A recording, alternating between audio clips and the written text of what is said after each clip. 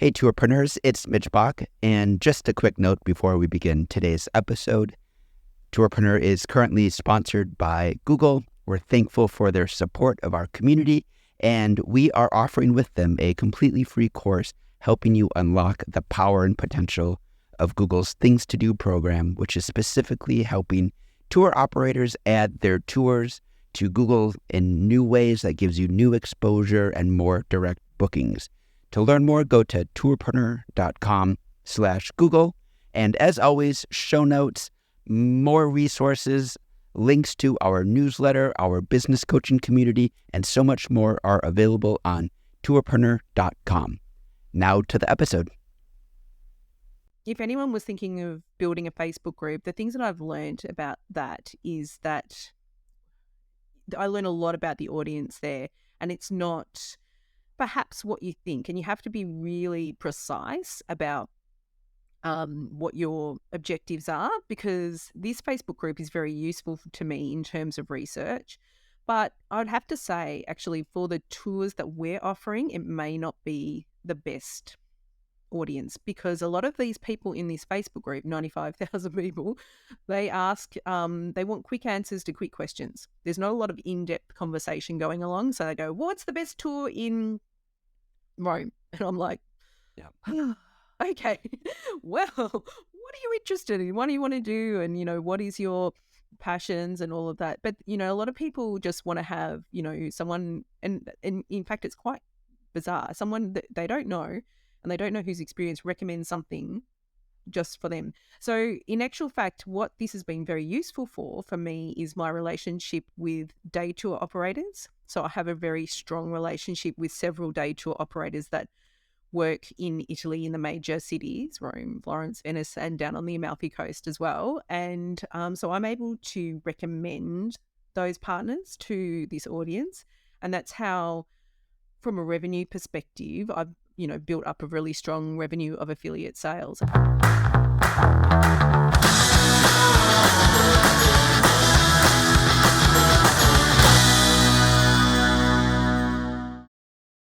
Welcome back to another episode of the Tourpreneur podcast, where we scour the world for interesting, fascinating, intelligent, witty tour operators to share their stories and their insights with our community. And boy, today we have a phenomenal guest. We have Katy Clarke from Untold Italy. And Katy is here from Australia and is going to tell us about her multi-day Italian tour business that she started. Welcome, Katy. How are you? Oh, thanks so much for having me, Mitch. I'm really excited to be on the show. I'm an avid listener and I love all the content that you produce. So I'm really thrilled that you invited me on to be part of it. Thank you. Katy, let's dive into your business right away. First of all, nobody wakes up, is born, and becomes a tour operator. We all have interesting backstories. What life path, life crisis brought you into tour operating? Oh, well, it's a bit of a long story, but I'll try to make it fairly short. So I'd always been fascinated by travel, and I think I got that from my mum, actually, who, for some reason, she's in her 70s now, but when she was at university, she studied Indonesian and Japanese, which was not the thing to do in the 1960s in Australia. So she took us on many adventures when we were kids, and it did open up my eyes to the whole world. And I left home when I was 18 from Australia, which back then it was like a big country town, and headed off to Europe and just had my mind blown, really. And so I'd always loved travel, but and I'd always wanted to be a writer. But I had exited university in the 90s when there wasn't a lot of jobs around.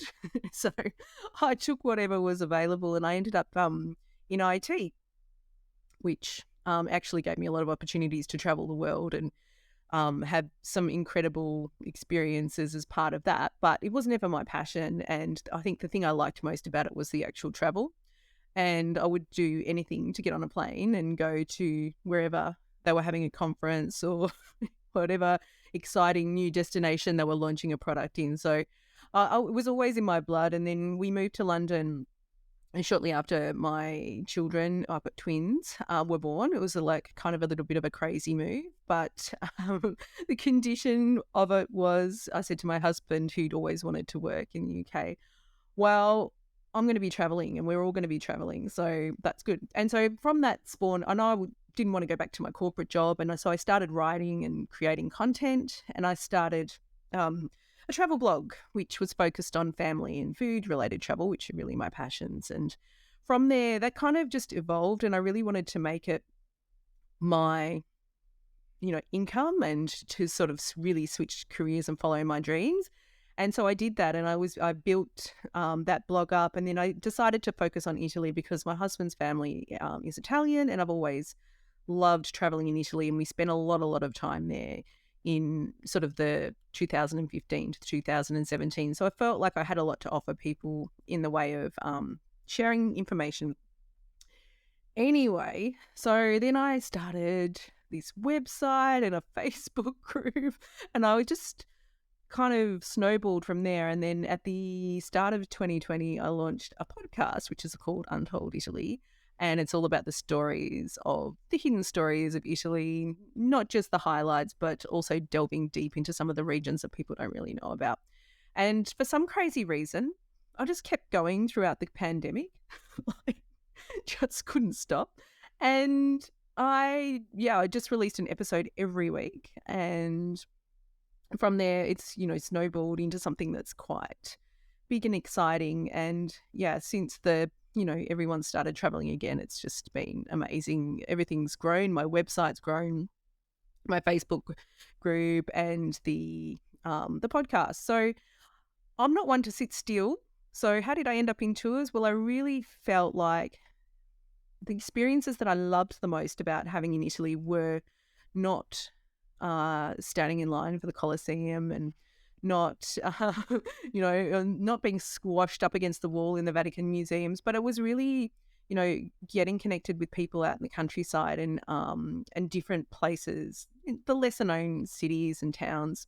And I really just wanted to help other people have those amazing experiences where you do have that connection with that incredible Italian hospitality, the food, the wine, and the cultural experiences that you just don't get when you're kind of in the bigger cities in your standard experience. So I like to challenge, and I did have a background in events management from when I was working in IT, and I loved crafting sort of really interesting experiences. So it seemed like a good fit. So, and somehow everything came together, and we launched our tours last year, and in Puglia and Piedmont. They actually took place a few weeks ago.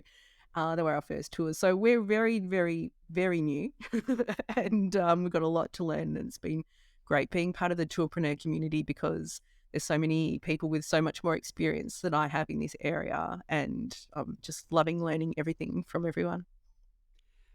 So that's fantastic. That was a great short sort of rundown of the fact that you have a fantastic variety of experience in marketing, in IT, in writing, in all of the areas that a tour operator needs to help make a connection with their customers. But more than that, you did something that is the envy of many tour operators. You created an audience just salivating for the experiences that you're creating, namely the podcast and the Facebook group. Let's start with the Facebook group because I'm an American, all right? I need you to toot your horn. Talk to me about the size and the growth of this Facebook group and what it's been creating this beast. It is really a beast, actually. So it's started that one in I think 2018, and it's now at 95,000 members, which is quite crazy, and the engagement on it is really great too. It's 85% engagement, which I find quite interesting because you think that a lot of people would drop off after they've had their trips, but I think the thing about Italy is that people do a lot of repeat trips to Italy, so that's a massive advantage that I have. Is that once they get a little bit of a taste of the Italian lifestyle, they want to go back and try. But if anyone was thinking of building a Facebook group, the things that I've learned about that is that I learn a lot about the audience there, and it's not perhaps what you think, and you have to be really precise about what your objectives are, because this Facebook group is very useful to me in terms of research. But I'd have to say, actually, for the tours that we're offering, it may not be the best audience, because a lot of these people in this Facebook group, 95,000 people, they ask, they want quick answers to quick questions. There's not a lot of in-depth conversation going along. So they go, what's the best tour in Rome? And I'm like, Yeah.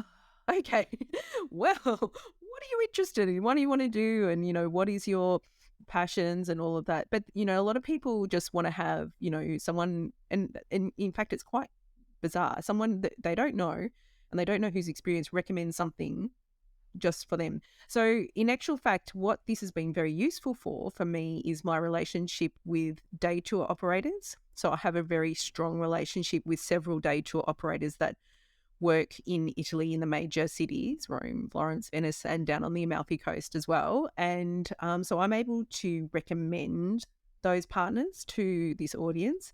And that's how, from a revenue perspective, I've built up a really strong revenue of affiliate sales and also advertising and sponsorship. So I'm always happy to work with anyone who's got a really great offer in that area. If you're a day tour operator in Italy and you've got something unique, it's been a really fantastic way to partner with these operators. And we actually are partnering with them as part of the tours as well, because we've got such a strong collaboration going that it makes sense to partner with them. This is really interesting. So let's break down a few things that you said. Number one, that Facebook group isn't exactly the Untold Italy customer. In other words, are you getting many conversions of your tours from there? Or do you almost see it as a separate business? In other words, it's more the affiliate relationships, the affiliate deals that you're doing with the day tour operators in the group. Yeah, I would say the bulk of the people are in there. It will be day tour operators would be the main market for them, because people are just looking for that quick answer. They don't really want an in-depth discussion about whether they should go to Lucca or Pisa or something like that. They just want a quick answer. So what I have got from that group, there's a lot of intelligence that I've got out of that group, like market research. And I also create a lot of articles to answer those questions, because apart from being sick of answering the same questions over and over again, that drives people to my websites. But there are people lurking. They're not usually the people that ask the questions. So it's sometimes hard to know exactly what's going on, because I know I do get email messages from people saying, oh, your group's fantastic and I got a lot of information. So it's difficult to know, but the noisy people are the ones that, like it's very quick to say, oh, here, you want to book your Colosseum tour? These are the operators we recommend.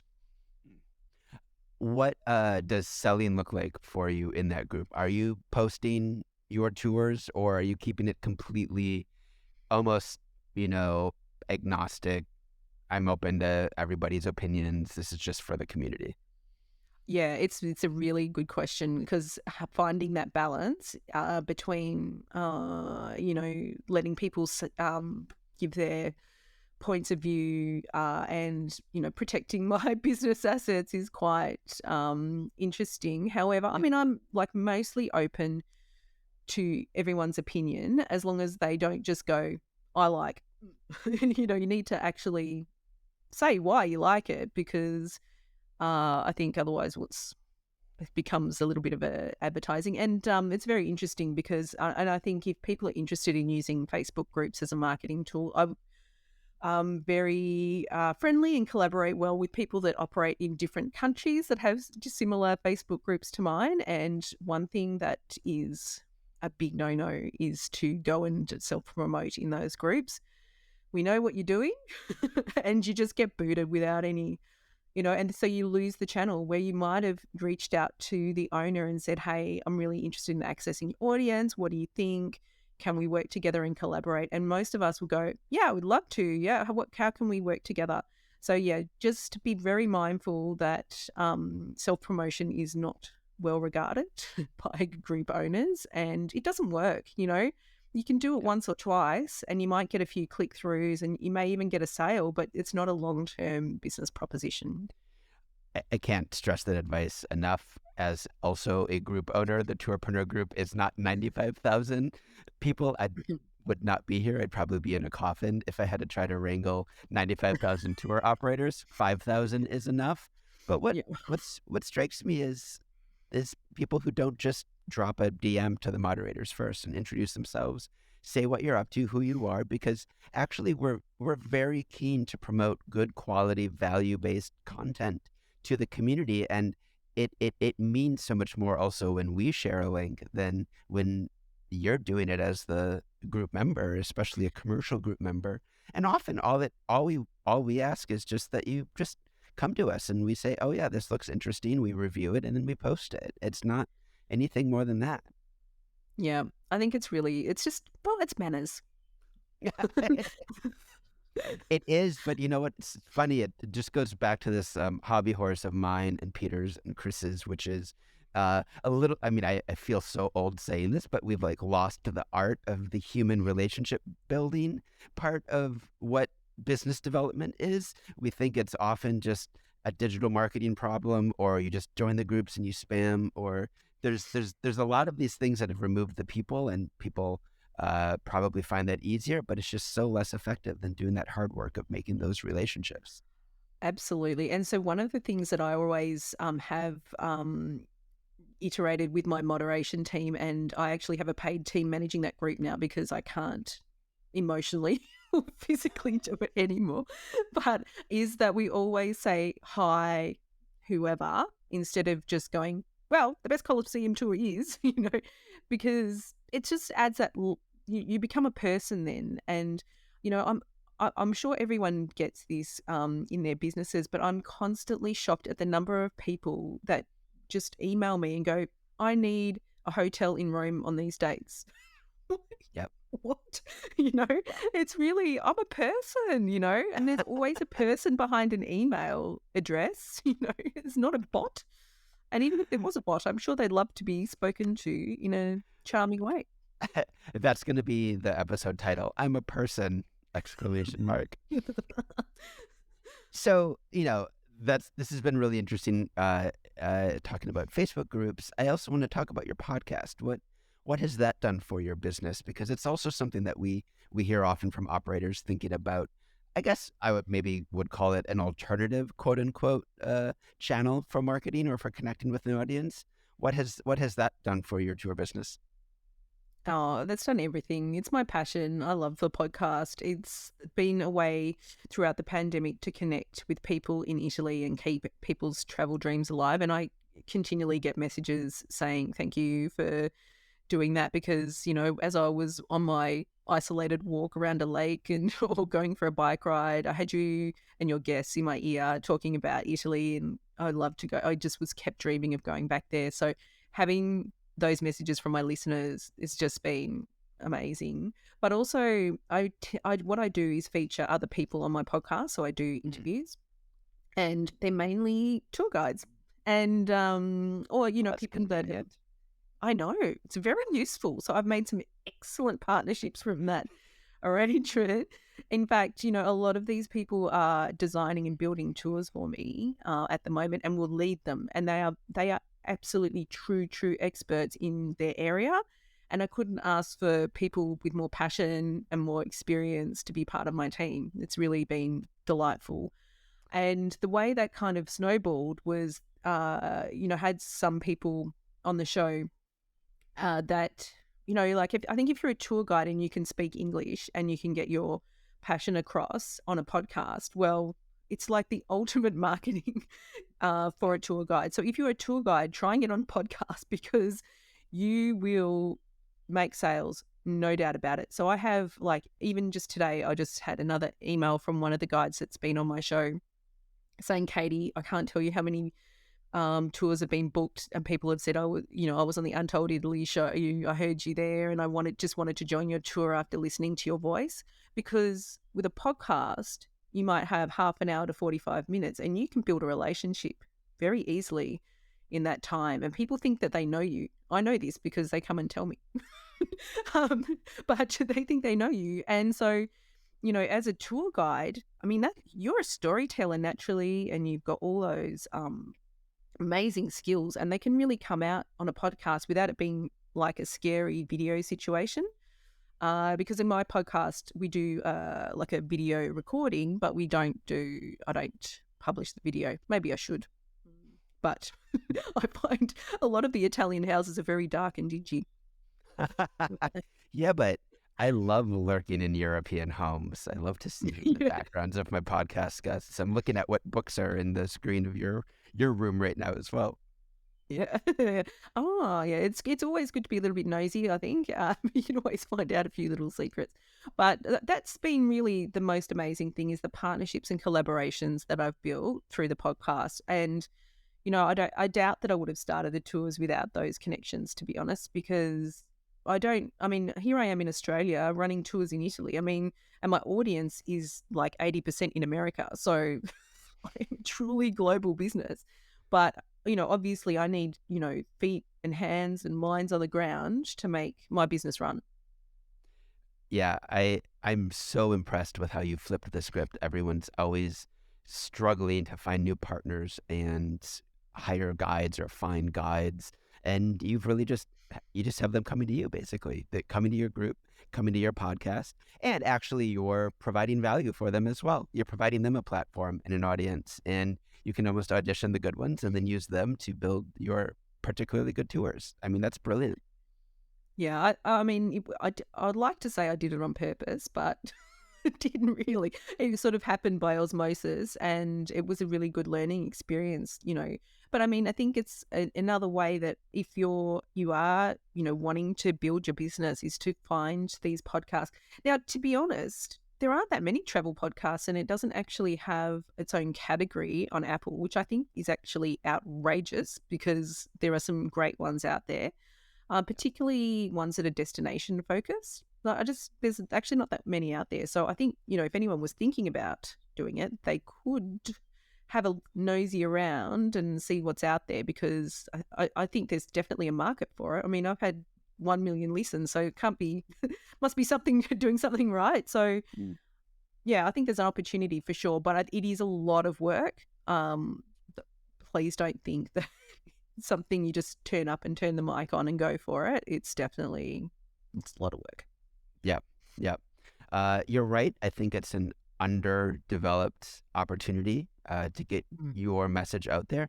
And it's one also that is all about providing value. And I think that's the best way to market, especially in today's kind of saturated sales climate. It's a space where we still listen to real voices. We get to hear storytellers, and it's an opportunity to just show up for an audience. I mean, it's what we do with Tourpreneur, and every single day we get people thanking us just for being there, for making a difference in their lives by showing up with their voice. And you're right, segment of them, a small group of them, are going to become your customers, but it's a virtuous funnel because at the top of the funnel, you're just providing a lot of good stuff for a lot of people out there. And that snowballs. You've used that word snowball a couple of times. It's not automatic. It's not like running a Facebook ads campaign where within a couple of weeks, suddenly you're generating all these leads. It's something that builds up over time. But when it does reach, I don't know, that critical mass, it does just start to take on a life of its own. I don't know if you found that. Definitely. And I think, like I said, I didn't really do it by osmosis. I like deliberately, just sort of organically happened. I was adding in different platforms and gradually building up a brand. And at the same time, I was building up my brand perspective. So, it's always evolving every day. I tweak it a little bit here or there, just based on the feedback and what I'm learning. And yeah, I think that if you, the main thing to do in this case is, and I think the thing that I did right was focus on one thing at a time. So once I got the Facebook group cranking along, then I moved on to the podcast and then I moved on to the tours, because if you can't do everything at once, you'll just sort of collapse. I'm one of those people that likes to think that I can do everything, but you just simply can't do it well. Well, exactly. What I've learned is the quality isn't there, and it takes a lot of just showing up, and that it's that persistence and that regularity that actually makes the difference. Yeah, consistency is everything. And I think I'm just kind of like, I don't know why I've chosen to do my podcast weekly, but I have. I'm thinking of pulling it back a little bit next year, but we'll see how we go. I've got so many topic ideas. It's not funny. But I think consistency, even if you do it every 2 weeks or even once a month. Or, like, you just need to be consistent actually. And that does make the big difference.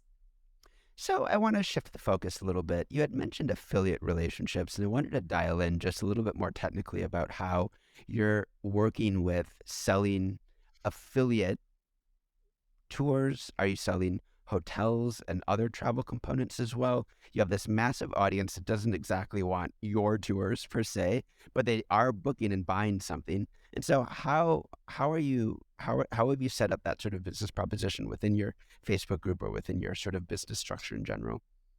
Yeah, I love affiliate marketing. It's so much fun because you get all the glory, you get all the revenue.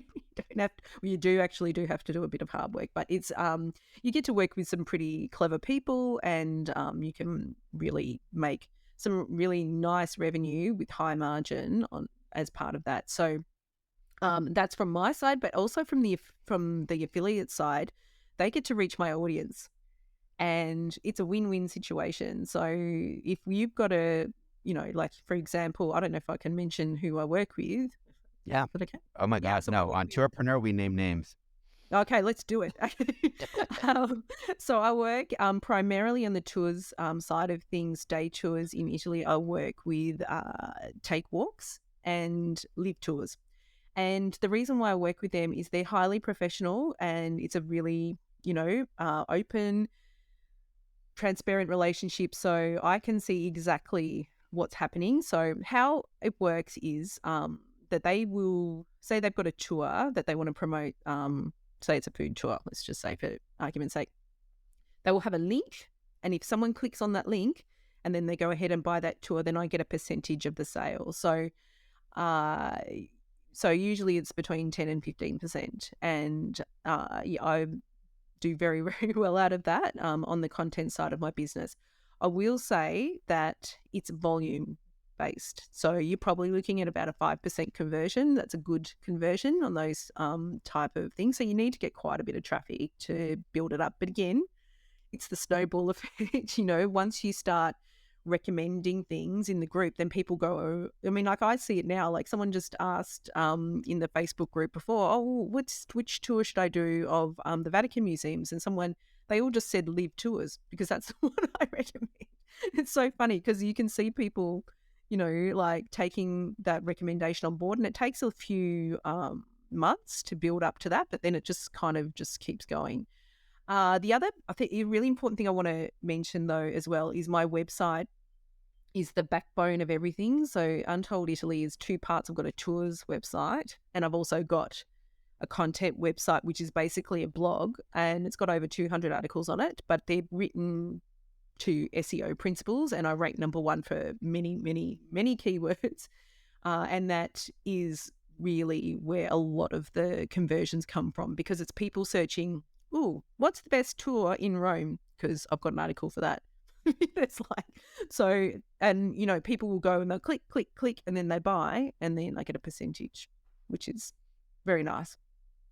So that sounds very nice. Are you also doing that with lodging, with like Booking.com affiliates or anything like that? Or is it primarily just through day tours? Day tours, lodging, Booking.com is probably my biggest affiliate. And it's been actually really helpful for the tours, which I can talk a bit about later. I also have insurance, transport, rental cars, what else? Ferries, Amazon for guidebooks. Planes, trains, automobiles. Yeah, luggage. Name it. Anything to do with travel, I've got it. That's great. Katy, essentially what you're telling me is that you're an influencer. I mean, this is classic influencer marketing, that or content marketing. You're influencing in your podcast. The word, unfortunately, no longer, I guess my point in bringing up that word is that it no longer conveys the richness and the complexity and the, dare I say, elegance of the relationships that you have now. I think the word sometimes gets associated pejoratively in people's heads with the idea of a person in a hat who's there just to take photos in front of a beautiful beach. The Instagram hat. I live on a street filled with Instagram hats. But in fact, what it is building an audience that trusts your voice, In this case, it's your opinions, not necessarily your hat and your clothing style, but they trust you. They follow you. They're there for you through SEO, through multi-channel marketing. I mean, multi-channel content marketing, a podcast, a Facebook group, a website. And from there, they trust you enough to click on the things that you tell them to click, and they appreciate the recommendations, and you earn a little chunk off of that. Yeah. And I think it's a completely new model. Like it's not anything, it's not something that's like been around for a long time. This has just grown and grown and grown. And like I said, if people are operating different markets, then I can definitely put you in touch with people that do similar things to what I do. But it's not something that's been around for ages, and it's not instant. But the thing that I really need to be careful of is I don't want it to be about me. I'm not interested in it being about me. I get a little bit embarrassed when people come up to me and say, "Oh, are you Katy from Untold Italy?" And I'm like, yes. I don't want it to be a personality based business. I want it to be based on Italy and the things that I really care about. So, because as well, like if something happens to me, then where's the business? There's nothing. And so my goal is to really give people the best information that they can about planning their trip to Italy, and so they can have an incredible time. And so that's, for me, is a legacy that I can leave, rather than if it's just all about me. It's sort of, well, it's, you have to keep going on like an Energizer bunny, just trying to, to keep the content coming. And for me, it's more important that it's it's more of a brand-based activity. So let's talk about your brand, because I actually have a question at the front of my mind, because it's a question that is often posed by entrepreneurs in the community. You run Untold Italy, the things that I'm assuming are not told. The problem is everybody wants the told things. They want the things that they think they want. And selling, I know so many operators who struggle with selling the off the beaten path, the different, any of those cliches. They're better, but getting your customer to understand that is the mountain that a lot of people die on as they try to climb it. So I'm interested in what your experience has been in developing a brand that is specifically about, I'm guessing, the kinds of Italian experiences that are not the ones that you find skip the line Coliseum tickets, et cetera, et cetera. What's it been like developing that brand and then getting customers to jump on board? Well, let's just say I'm still on the mountain. But it's not easy. It's not easy. And, like for everyone that's trying to do that, I'm with you. Like there's a lot of motivations for it. For number one, just from a sustainability perspective, and just from, everyone enjoying themselves and not being squashed and whipped off and all of those things that happen when you're in an over-touristed environment. Like, we know why we want to do it, but it's just like, why can't people see? So, I mean, just this weekend, I was with my family and I'm helping them organize a trip, and it was so funny because I just couldn't stop laughing because they were saying, I said, so, what are you guys going to do in Paris? And they say, oh, we just want to go to the Louvre and see the Mona Lisa. I'm like, and they know what I do, and they know and they trust me. But I think you have to go on your own journey, and it's really easy to sort of tell people what they need to do, but you've got to show them. And I think that's the key to it all. So, like for one of the tours, we've invested in this amazing young woman photographer. She's actually from Perth in Australia, but she lives in Milan and she speaks fluent Italian, but she takes amazing photos. And I can tell you right now that that's what's flipping the switch, because people are very visual. Even though the podcast is helpful, I think that once they see these photos that we've got, the switch completely flips. And they say, that looks very beautiful. Or maybe I want to go check that out, So I think the visuals are really important. And also I had a really great chat about this with Peter last week about how to connect the off the beaten path to the standard stuff. And you have to sort of give them an option. So for example, with our tours, we're doing So we've got some new ones coming, but always with our tours, they're multi-day tours. We're actually making them start and end in a city that's got a train station that's very easily accessible from the major hubs in Italy, so Rome or Florence or Venice. So they can just go to the train station and start and end their tour there. So we're making it really easy. And then we're also we've also just started up some city-based tours, which we just launched this week and have had a flurry of inquiries. And so it's very interesting. People will always be going to Rome. And so, I really didn't I didn't want to do a Rome tour, but now I'm really excited about what we've got planned for Rome. I think it's really different and interesting. So I'm really excited about it.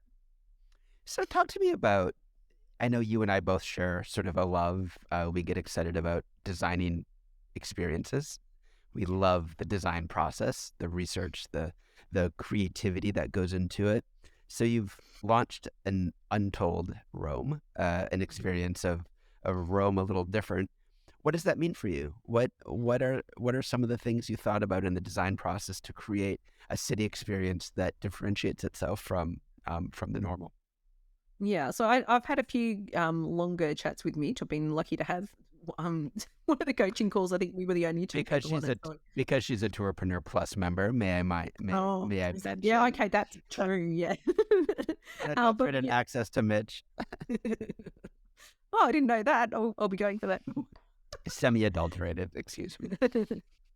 But yeah, I mean, like, to me, I've always been an independent traveler, from a very young age. And, like, I think in the 90s, if anyone traveled in the 90s with their backpack around Europe, I know you're out there. I know you were the ones that were rocking up at the train station, waiting for those accommodation cards, thinking, oh, we weren't even thinking if we were risking our lives back then, but it was We're a all very still here. different time. We're all still here. We're all still here, exactly. But I think, what was you asking about Yeah, designing Rome, the city designing Rome? experience that goes somewhere else. Like, what was your process in terms of what do you include? What are you finding? How are you making Rome special? Yeah, well, Rome has 1,000 stories or a million stories. It's built on people. It's built on, like the stories, the intrigues, the drama. It's like 2,000 years of, Netflix gold, I reckon. So you can there's so many things to peel away the layers and just dig deep into what's happening. And I think, cities that are great, and I don't think anyone could argue that Rome's not a great city because it's, so many things, have evolved from whatever happened in Rome, have really, it's all about the people and who they were and, the decisions they made and how they went about, crafting the city and, or, who was going to be the next Caesar. And there's just so many stories out there that you just will do, and not to be cheeky, but they do remain untold. And so there's so many fascinating stories about, I mean, Anthony and Cleopatra is just such an incredible story. This is like this queen from Egypt and she was living in Rome and then she went off and there was sea battles. I mean, you can't. I mean, why do you want to just stand and look at a painting when you can hear this story about these incredible people that shaped our future and our part, everything that's gone before us, I just think it's so incredible. So everything that we're doing, and this did take, inspired a lot by, some recent tours that I did when I was in Rome, but also a conversation with Mitch. And he also put me onto a really great podcast by your friend, what's it called? What's that? Oh yeah, the art engager, Claire Brown, absolutely. Amazing. Highly Yeah. recommend. Love Claire. Yeah. It's really a brilliant podcast just to get your creative juices flowing. And so for me, like with our Rome tour, it's not just about those stories, but it's linking them to other aspects of the modern city. So for example, we wanted to go to visit this palazzo, and then we're getting some cocktails designed around some of the protagonists of this palazzo. And, so if it's like, a very fancy duchess who's got a little bit of intrigue and might be a little bit of a spicy cocktail, those type of things, it just adds that little bit of extra flavor and just creates some mystery and drama that I think, everyone appreciates. I love that. And it's so simple. Adding a story to a moment, a drink, a meal, a hotel, whatever it is, gives the client something to go home and share, much more than just the best martini or the best cocktail they ever had, but something that they can go home and means a little bit more. And I remember back in my days as a trip leader, I used to do this with song requests because everybody always wanted to listen to music. And so you'd pass around, this was tried and true, everybody would pass around a clipboard and, they'd write down the songs that they wanted. And then, you'd play the songs. But I created something called a song and a story. And the idea was very simple. It was if the customer wrote a song down on a clipboard, they also needed to know that when I played that song, they were responsible for sharing the story behind the song. And I would play the song, and then we would listen to the customer, the traveler, say, that was the song that played on my first wife's radio in the background when we kissed in her bedroom after I sneaked into her window at night, and we were afraid her parents were going to come in at any moment, and it was the most magical night of my life. Whatever. I'm making that up, obviously, but the idea was that song was way more interesting. And at the end of the trip, every single guest shared a special moment, a nostalgic moment of their life, and we all bonded and connected over those moments and remembered them and attached them to the songs that we heard.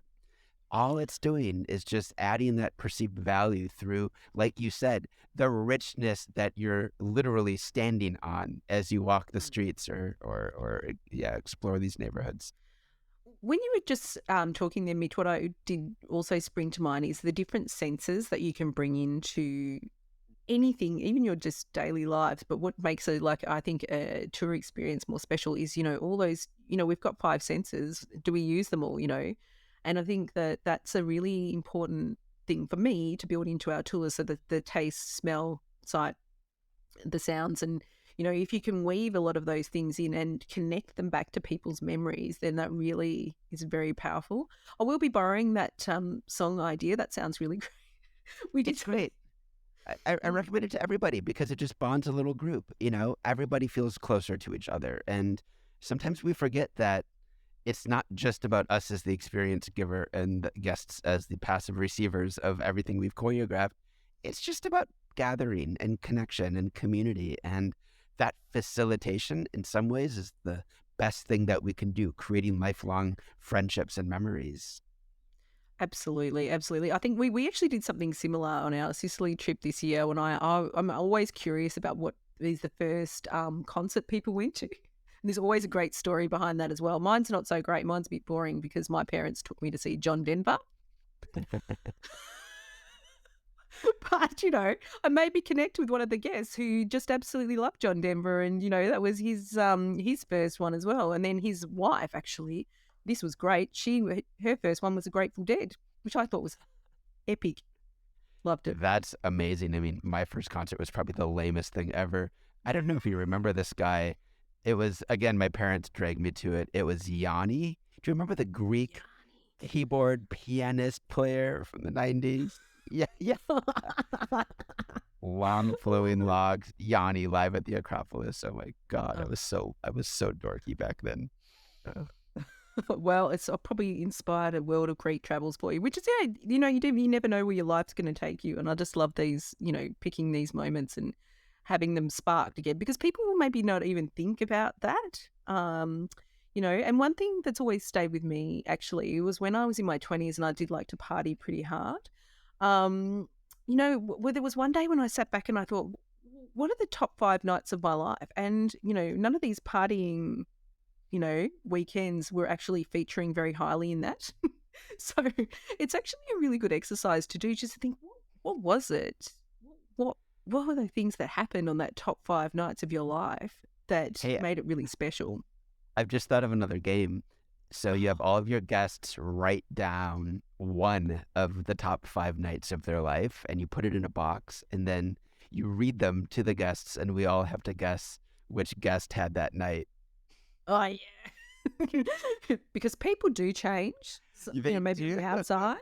They do. You might see the most boring old person and not realize that they went to the Grateful Dead. So not that you're boring or old. So speaking of boring, I do want to finish with something that you had brought up, which I know is another big pain point of our community, and so I don't want to gloss over it. And it's SEO. It's the fact that you've created kind of, it sounds like a content marketing behemoth through organic search. And what was your journey in discovering and understanding what SEO strategy was going to work for your multi-day business?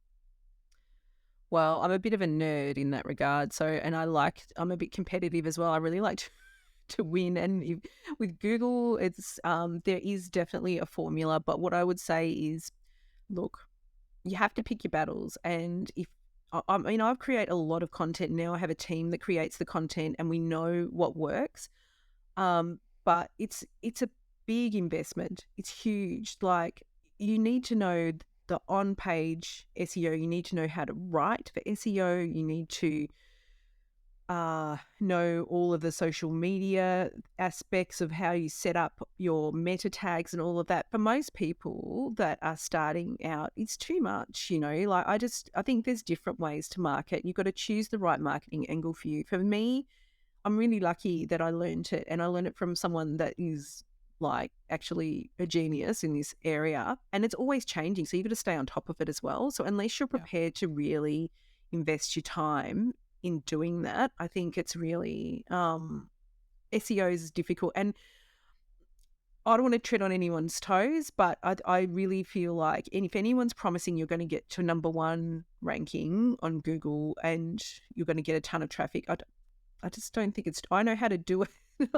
And it's, sometimes, I'm ranking one, but I'm still not getting the traffic. So you've got to start tweaking a lot of the things. So unless you're prepared to spend a lot of time and energy, and I would say the equivalent of a university degree is how much time I've spent learning it, it's not worth it. So, Hire somebody. yeah, just there's different ways you can market your business, and I think I think people are just always shouting the new best thing. Oh, you've got to do SEO, you've got to do Instagram, or you've got to do TikTok. You've got to do, just choose one thing and do it really well, I think, and then once you've mastered that, move on to the next thing, because otherwise you're going to be running yourself ragged, and to what end result, I don't know. I want to finish with one final question to you, and it's simply this. You've built a business that it sounds like it really thrives on great partnerships, great relationships. And I'm wondering if you have any final sort of parting words of advice for how to go about creating those strategically that work for a business. What have you learned about partnership building to sort of power your multi-day business? Oh, thanks for asking that, Mitcho. It's really important to me that I partner and collaborate with people. And in fact, my business wouldn't operate, here from Australia down at the very bottom of the earth without some really strong partnerships. And, my dad brought me up, and he's only ever taught me, he's the main thing he says, you've got to be upfront and honest and, direct in your dealings, and don't set expectations that you can't meet. And so that's the way I always like to engage with people. And if I kind of get a bit nervous if I can't deliver. And sometimes, like, I'm also someone that says yes to a lot of things, but I need to learn to say no to more things, just because I really want to make sure those relationships that I have, I nurture them, and I make sure that, I'm checking in with these people and, just truly collaborating. It's interesting. I don't know if it's an Italian thing, but their word collaboration is, I'm finding it means maybe it's something like a one-way street, but collaboration is actually, a little bit of give and take here, So an example is some of our day tour operators. I had an amazing tour with one of their guides, and she was asking me what I was doing because she knew about the partnership and what have you.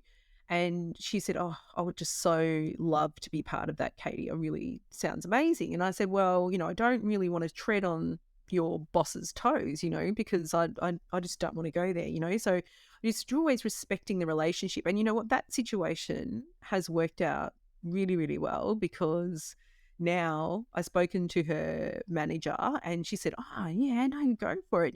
She really wanted to support that separate relationship because she knew that would be of benefit to her team member. So it just, if you're upfront. You're not doing anything sneaky, and people maybe not even do it deliberately, but it's just sort of like, oh, that's a great idea. I might go ahead and look into that. But just pause and think, well, who are we going to be working with? How can we do something together? Because if you do it together, it's going to be stronger and probably better than if you try and go it alone.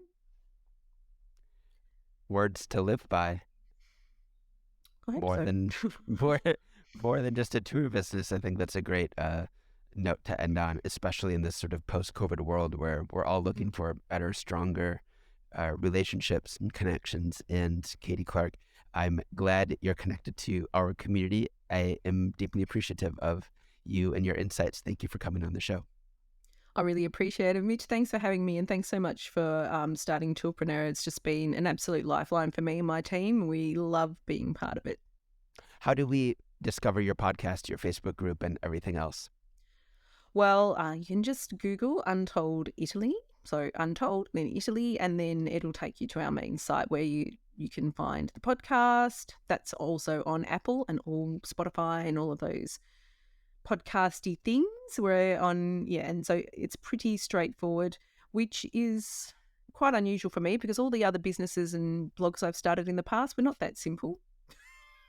They were complicated words. So Untold Italy is very easy to find. So I look forward to connecting with people in the industry and, fellow podcasters as well. It's exciting. Thanks. Thank you, Katy.